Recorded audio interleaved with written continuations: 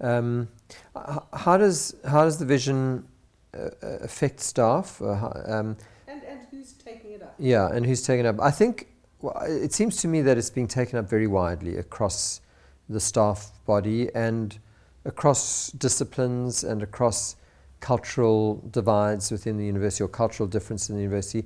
And it's partly because it gives all staff the sense that there's something special about the university. There's a reason to be here rather than somewhere else. Because they do have options. They could be anywhere. Why would they stay here?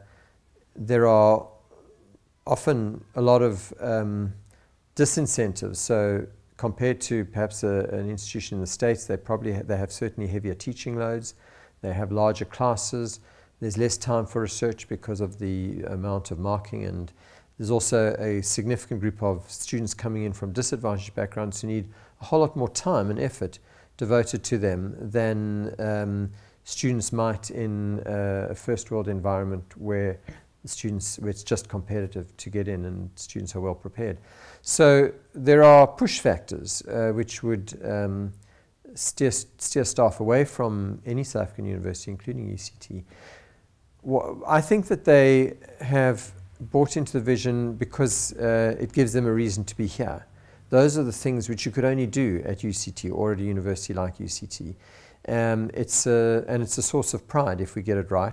And it helps establish the university as a global player, and they want to be part of that. Academics in particular get concerned if they feel isolated or at the margins of academia.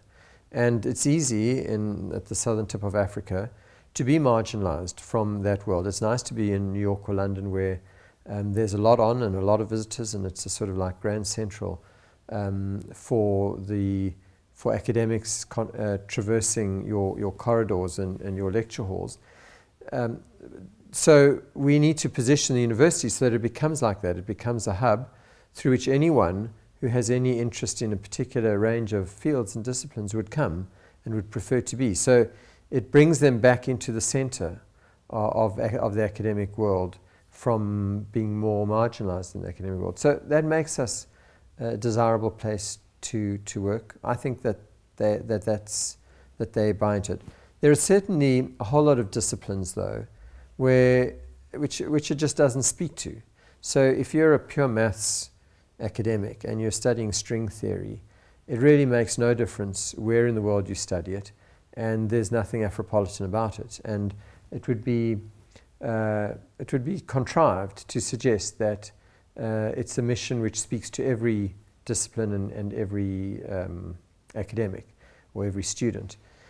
But it does have a halo effect even on those academics, because if it helps the university position itself globally, then they all benefit from that and they all take pride in that. And it has other interesting effects. So for example, in maths, when we recruit a maths professor, and we do this, we often ask this question in an interview: why do you want to come to the University of Cape Town? Why do you want this job? They'll often say, because this is the top-ranked university in the continent. It may be that the ranking shouldn't mean anything, but everyone takes note of it. When we interview postdocs and doctoral students, they think this is a good university and a serious global player, and that's why they want to come here. So even if the discipline they're coming into has no direct relevance or relationship to the Afropolitan theme, it still makes the institution a place they want to be. And that's good for all disciplines and for all recruitment, and it raises the quality of the people who are getting. So I think that it's widely viewed that this is a good strategy for the university to pursue.